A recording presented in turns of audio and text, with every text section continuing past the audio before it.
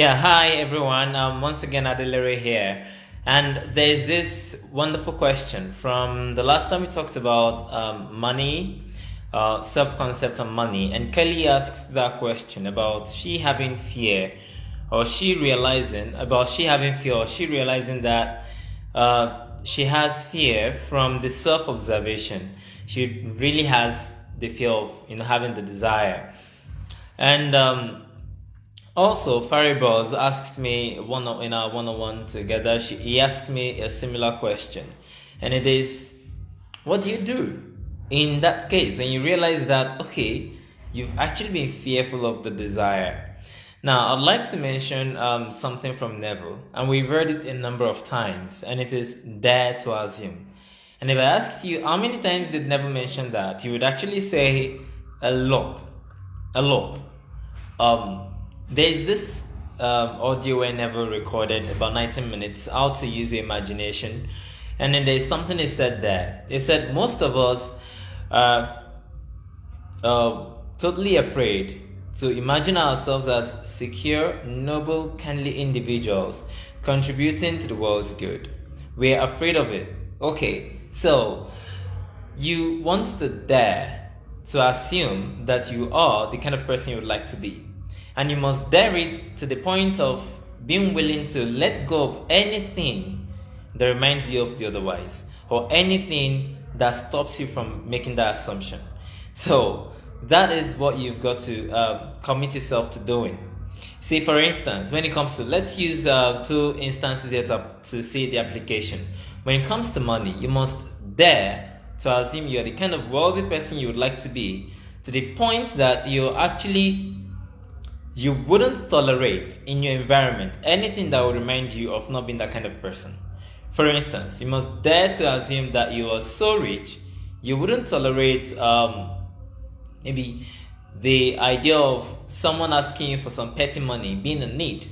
Yeah, you wouldn't tolerate it. So you don't go, if you would like to be a millionaire, and this is something that a friend of mine also just mentioned recently, who's also a millionaire. If you'd like to be a millionaire, you must grow the idea of being very, very discompassionate, if that's a word, but having no compassion for an idea that is based on 100, 200, 300, you understand? You mustn't be able to relate with something like that. Someone goes, hey, do I have a loan of 2K from you? But you're thinking a million. So you've got to put yourself in that particular state to that point. So that's it. Let's pick self-concept, or rather SP. People call it SP, but I'll just say love and relationship. Let's pick love and relationship also. So you would like to be a lover of someone, or you like to have someone who's your lover.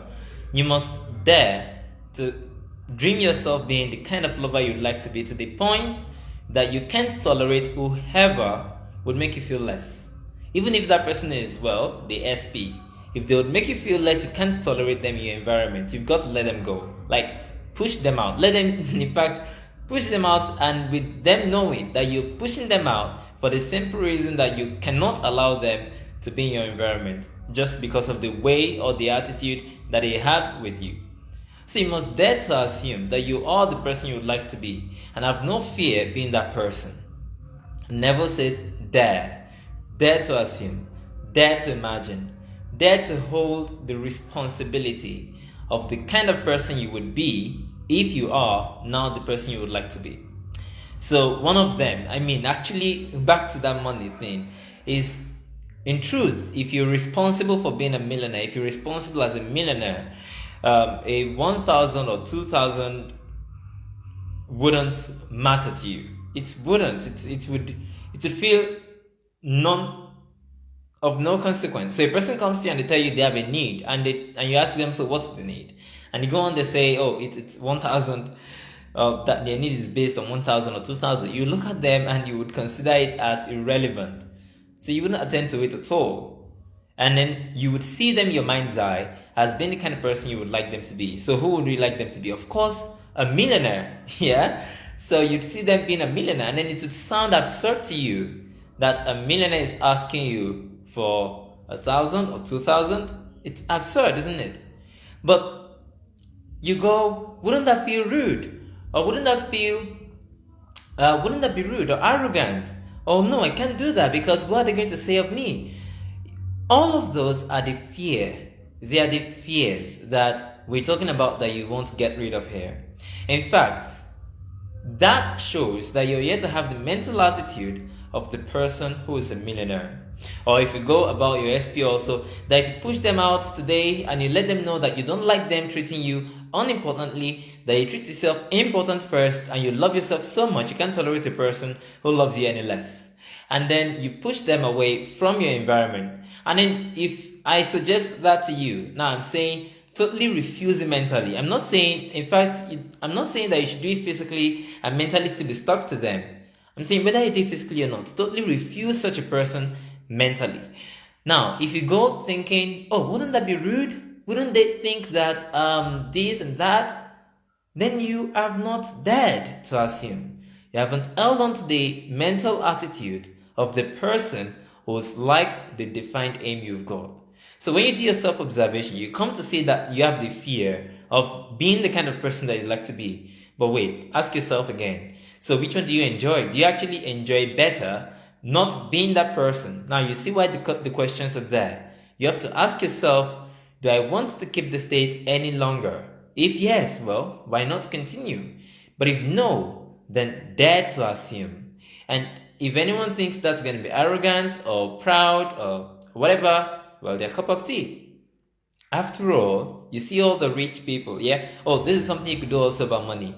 What have been your mental attitude or your inner conversations about people that are richer than you? Do you feel lower? Do you feel they are more? Do you feel they are like superior? Do you feel they are unkind with their money? Do you feel they are not compassionate? They are not generous? They are stingy, miserly, and blah blah blah, and whatever else. All those things are inner conversations you want to observe, and then dare to change them.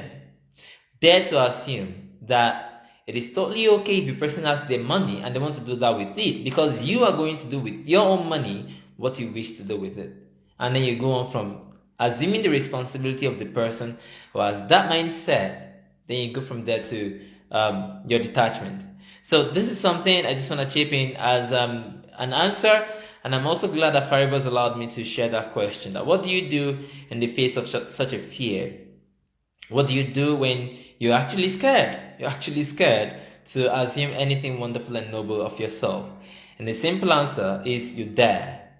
And that takes us back to that assignment I posted today. And we're all submitting it on Tuesday. Please make the comment in the post. It's already on the group.